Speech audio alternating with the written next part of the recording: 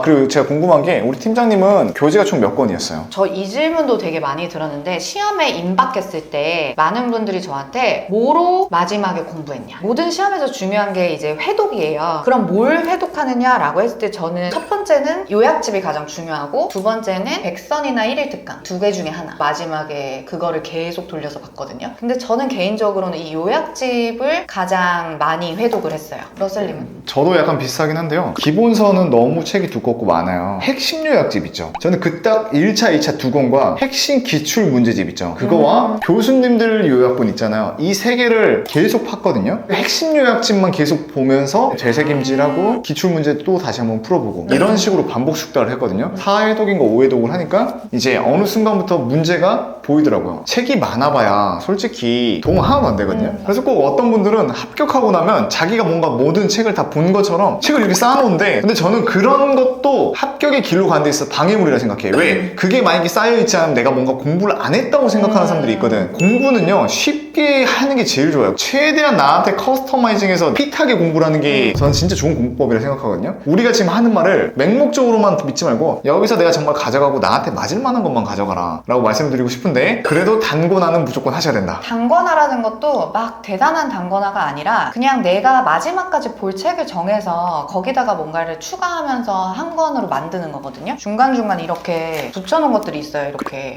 뭐 이거는 요약집엔 없으니까 한 번 더 추가해서 보세요 라고 하는 것들은 제가 이렇게 같이 붙여놓은 거예요. 어쨌든 내가 마지막까지 볼 책이 무엇인지를 정해놓고 가시는 게 좋습니다. 이런 걱정을 하시는 분들이 있을 거예요. 요약집을 하다 보면 기본서나 그런데 안 담긴 내용들이 있을 수 있을 거 아니에요. 근데 그런 게 시험에 나오면 어떡하죠? 라고 걱정할 수 있거든요. 나올 수 있어요, 여러분. 근데 그게 과연 이번 시험에 나올 확률이 몇 퍼센트나 될 것이며, 나온다 한들 그게 한 2문제, 3문제 이상 될까요? 그렇게 안 될 확률이 높거든요. 그래서 제가 여러분들한테 꿀팁을 드릴 수 있는 게 뭐냐면, 핵심 요약집이나 시험 기출된 거를 어떤 파트에서 몇 퍼센트가 나오고 어떤 파트에서 몇 문제가 나오고 이걸 다 적어 놓거든요. 한 5회에서 10회차 정도 된 거를 여러분들이 종합을 해보세요. 그럼 딱 보다 보면 이 파트에서 몇 문제가 꼭 나오고 한 3회 연속으로 안 나오네, 4회차 때 나올 수도 있겠다라는 생각을 그렇죠. 하시고 공부를 해. 도저히 머리에 안 들어와. 이번에도 제발 안 나오기를 바라면서 버리세요. 중요하다고 하는데도 난 아무리 공부해도 이해가 안 되는 게 있어요. 그런 것도 그냥 버리세요. 왜냐면 절대평가니까. 저도 꿀팁을 하나 드리면, 이론만 계속 공부하시는 분들이 있어요. 문제풀이를 꾸준하게 하는 게 되게 중요한 꿀팁이라고 생각을 드는데, 결국은 중요한 문제풀이가 전 두 가지라고 생각하거든요. 하나는 기출문제 푸는 거랑 선생님들이 제공하는 모의고사 푸는 거라고 생각해요. 기출문제랑 모의고사는 목적이 전 다르다고 생각해요. 기출문제는 시험의 유형을 파악하고 문제의 유형을 파악하는 거예요. 그래가지고 문제 푸는 연습을 하시는 거고, 교수님들이 제공하는 문제풀이 같은 경우에는 내가 뭐가 부족한지를 체킹하는 거예요. 그 목적이 다르거든요. 문제풀이를 단순하게 하지 마시고 이런 식으로 좀 목적에 맞게 하시면 좀 더 효율적으로 공부하실 수 있을 것 같아요. 저 근데 약간 나이대에 비해 좀 동안이지 않습니까? 엄청요. 제가 그렇게 살려고 진짜 노력을 많이 하거든요. 양아치 같이 되기 싫고 돈 많이 번다고 막 의식되기 싫고. 돈 많이 벌어요?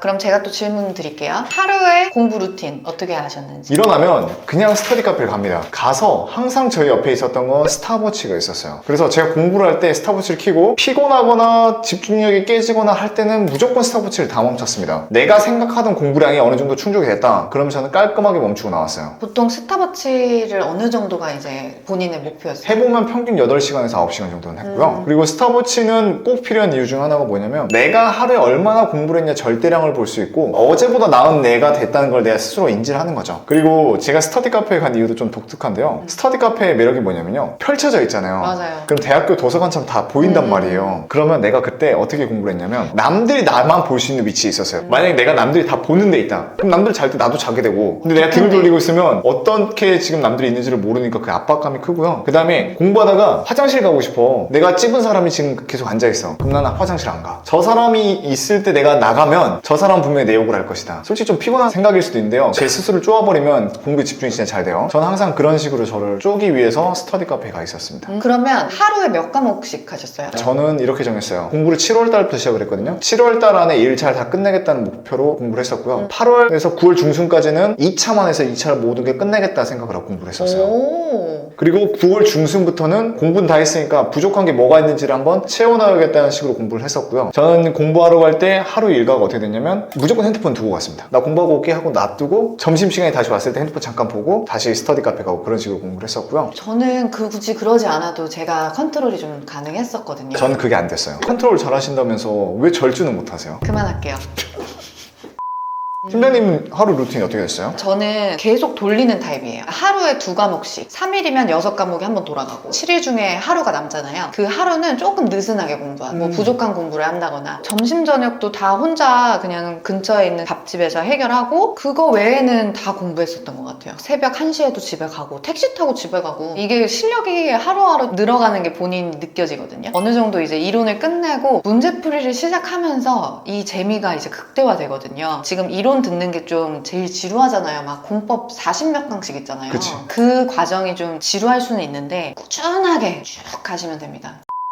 공부하면서 제일 힘드셨던 건 그럼 뭐예요? 솔직히 제가 힘든 시기가 없었던 게 그런 생각을 할 수 있는 시간적 여유가 없었어요. 맞아. 제가 7월 달부터 시험을 했기 때문에 딴 생각을 하거나 그래버리면 저는 무조건 떨어졌기 때문에 이 시간 안에 무조건 합격을 해야 된다는 압박감은 있었죠. 저는 제일 제가 두려웠던 건 실전에서 망치는 거. 저는 그래서 문제풀이에 되게 집중을 했어요. 아예 그 시간에 맞춰서 모의고사를 다 봤어요. OMR 카드까지 다 했어요. 그렇게 이제 저는 시험 보는 연습을 하는 게 도움을 좀 받았었고 그래서 이제 저 같은 경우는 그런 그 힘든 걸 어떻게 극복했냐면 첫 번째는 그 시크릿 같은 거 혹시 아시는 분들 있는데 되게 베스트셀러잖아요. 내가 원하는 거를 직접 만들어서 보잖아요. 온 우주가 그걸 도와준대요. 아 이거 정식 자격증 아니에요?